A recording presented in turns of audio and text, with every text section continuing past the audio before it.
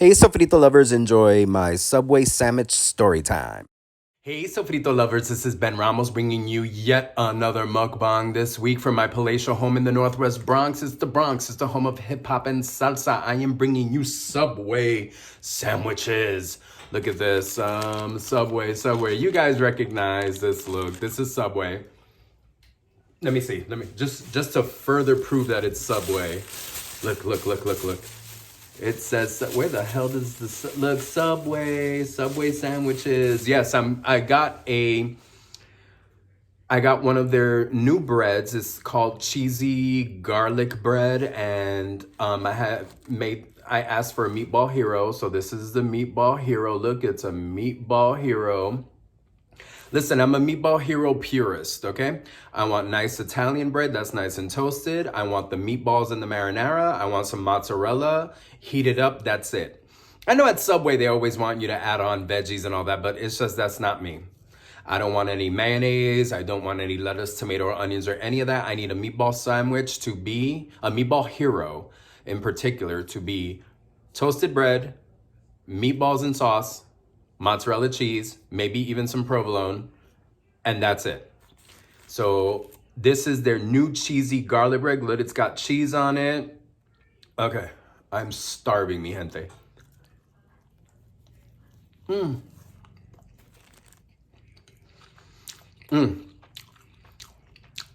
This new cheesy garlic bread is just that cheese bread that they have normally, and they put a whole bunch of garlic butter on it and they toast it.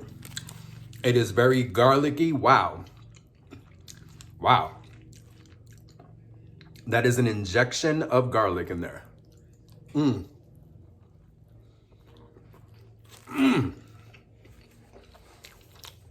Nice and simple.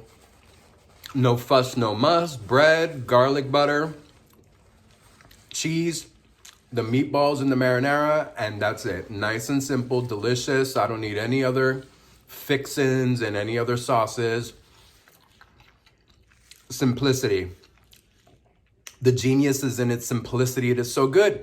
So frito lovers, I'm glad I'm able to bring you another video. I know last week I didn't bring you any, so this week I'm feeling kind of good. I got 3 for you. Mira esto. I got the 12-inch. I'm gonna eat a 6-inch. I may eat 1.5 or maybe just one.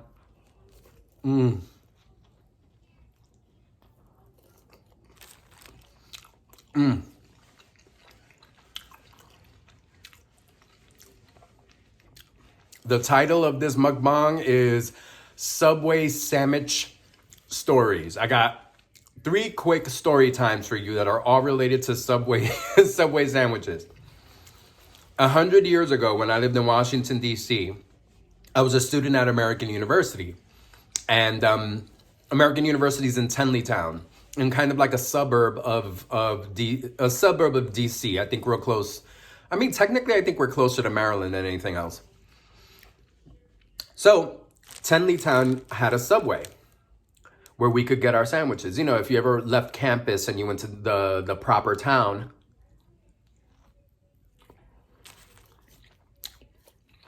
you can shop and eat in the little town. This Subway sandwich had one of the most beautiful men I'd ever seen in my life. A name that I will never forget. I was all of 18 years old, and I had the biggest crush on one of the guys I worked at Subway. His name was Lamonte. Not Lamont, Lamonte. First of all, I was like 18, 19 years old. This guy, I believe he had told me he was 26, 27. So I was very much a teenager, and he was very much an adult. Not exactly 10 years older than me, but kind of close. Lamonte was one of the most beautiful men I had ever seen in my life. He was a total muscle guy. Totally built, huge, muscles everywhere, muscles in his teeth, muscles in his hair. He was one of the most beautiful men I had ever seen in my life. And, you know, Tenleytown was used to always having us obnoxious American University students in and out. So I'm sure he ran across a gazillion college students. But for some reason, anytime I would go in there, get sandwiches and, you know, chop it up with him, he was always so sweet. he would, and it was interesting because he at first I got a little bit of a queer vibe from him, but I was like, no, it's probably not the case. I mean, you know how the stereotypes, societal stereotypes create this idea that we think we know what people are just because of how they sound and dress. And he was very much very masculine, deep voice, total muscle bear, like. "Rrr."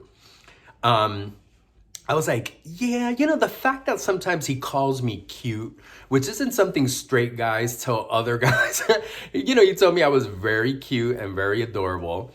And one time he even asked me, he's like, hey, whenever you get out of American University, you ever hang out, in DuPont Circle and blah, blah, blah. Now, DuPont Circle, at that time in the late 90s when I was at American University, DuPont Circle was called the Fruit Loop. It was kind of like the queer space, queer area of the city. It's not so much now. From what I understand, there's been shifting in communities and gentrification and people moving around, and it's not exactly the same queer haven that it used to be. But the nickname for DuPont Circle was the Fruit Loop. And, I told him, no, not really. I don't hang out there. He was like, oh, okay. I hang out there from time to time. And I don't know. I felt like maybe he was like giving me like a little bit of like a clue, like, if you ever want to hang out. But, I never in a million years thought that this guy would be interested in me. I mean, he was so handsome and so sexy. And I was like, I'm so none of those things. Especially at the time. I was a very awkward, weird looking 18, 19-year-old. But Lamonte was always so sweet to me and so kind and telling me I look cute and all that. And I would sometimes just go to Subway just to see. I had a little bit of a crush. He was really cute and really cool. And I remember that fateful day in April, close to like April of 1997, when I went to the Subway to get a sandwich and maybe say hello and flirt a little bit with Lamonte, that he wasn't there that day. And I asked one of his coworkers, hey, where's Lamonte today? Doesn't he usually work? And they're like, no, Lamonte quit. He's working somewhere else now. And I was like, no. Oh God. I remember having some feelings about it. Like, no, why didn't I ask him out? Why didn't I follow up with him about DuPont Circle? Why? The love that could have been Lamonte, the one that got away. Subway sandwiches. Bringing queer folks together. That's my first Subway sandwich story time. The second is a story that happened many years ago. I was at a Subway sandwich in Harlem. And this is nothing to be proud of and nothing to brag about. When this woman got in, I was in a Subway getting lunch, getting a sandwich. Wasn't exactly crowded. There were a couple of people in there. I remember a woman was having kind of an argument with the server, yelling at her, being rude and disrespectful. In New York City, I've noticed that a lot of Subway franchises and chains employ people that are South Asian, people from India, Pakistan.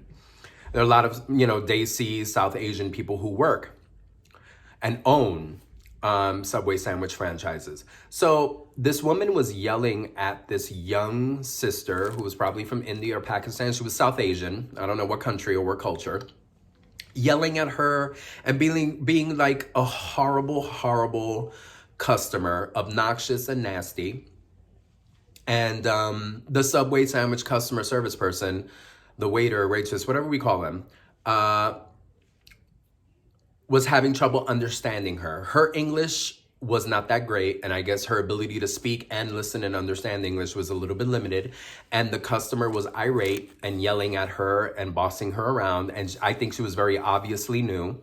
And instead of being calm and trying to work with her, she was just yelling and screaming and being obnoxious. And me and a couple of other people were kind of like, yo, slow your roll, calm down. There's no need to be this pressed about a sandwich.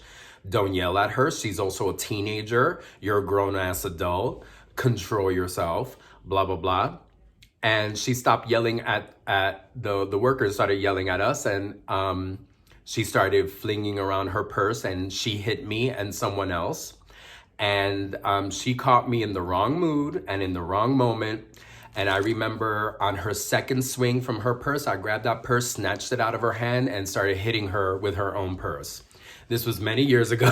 I'm not proud of it. I'm not a violent person. I do believe in self-defense, and I do believe in the defense of the elderly, the weak, or the marginalized. And homegirl got gully and decided to take it out on me and a couple of other customers that were talking to her. And like I said, she hit me once. She was not gonna hit me twice. I took that purse right out her hand and I hit Shanae with her own purse real nice and hard. And I remember sending her flying back, and it was almost I would say that was the first time I was ever in a rumble in Subway sandwiches. I was in Subway sandwich shop in Harlem, close to 125th and Broadway. So that's my second little story. So I fell in love in Subway and participated in a rumble in Subway. Third Subway sandwich story.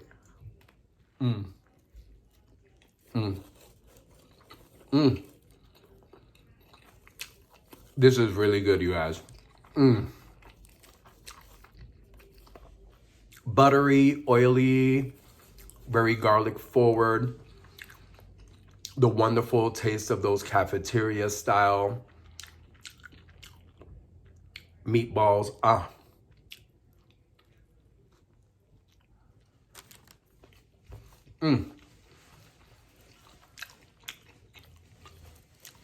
Third Subway sandwich shop story. Again, many years ago, once upon a time, in New York City, Ben Ramos walked into a Subway to get a tuna salad sandwich. And regular Italian bread, tuna salad, lettuce, tomato, onions, pickles, no mayo, not toasted. Common lunch for me. The place was packed to the rafters. Everyone in downtown Manhattan wanted a sandwich. Was on my line waiting patiently. Dealt with, typical annoying ass New York City tourists. People on their phone yelling and screaming, they're forcing all of us to be in their personal business. So, waiting on that line, waiting to order my sandwich, get my sandwich, tell them what I want on it. The place was packed to the rafters, very loud. Lunchtime, downtown Manhattan, close to 42nd Street. Get my order.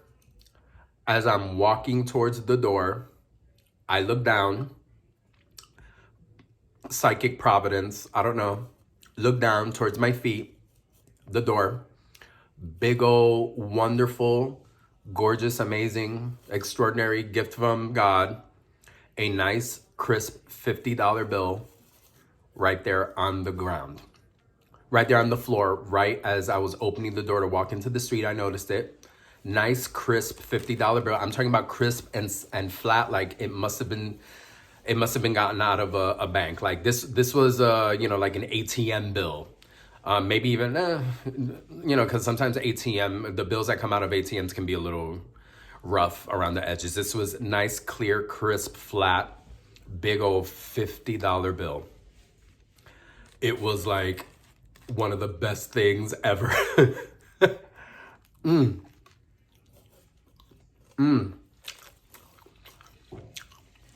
So I have found love.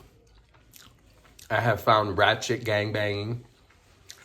And I have found money, all in Subway sandwiches. These are my Subway sandwich stories. Oh.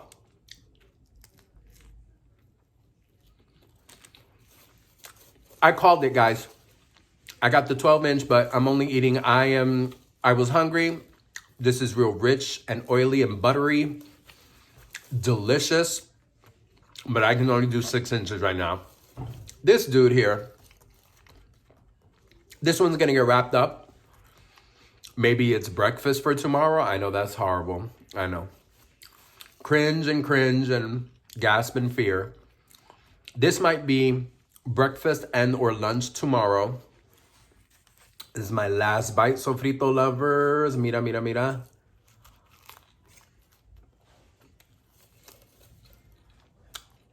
Maybe one day I'll bring you another mukbang. Maybe some great stuff will happen to me at Subway, and I'll be able to do another Subway Sammich story time for you guys. If you like this video, share it. If you're new, bienvenidos. Bienvenidos al canal. Welcome to the Sofrito Lovers family online. Join me. Join me in my social media, Sofrito and My Soul, on Facebook, Twitter, and Instagram. Follow my blog, sofritoinmysoul.blogspot.com. If you like the video, share it, like it, leave me a comment below. Anything weird or interesting happened to you in Subways? Let me know your Subway sandwich story time. Como siempre, mucho amor. Go taste for yourself. Go have some culinary adventures. I'm sorry, I'm chewing. This is like a very chewy meatball. Go out there, go have some culinary adventures. Go taste for yourself. Como siempre, mucho amor, sofrito lovers.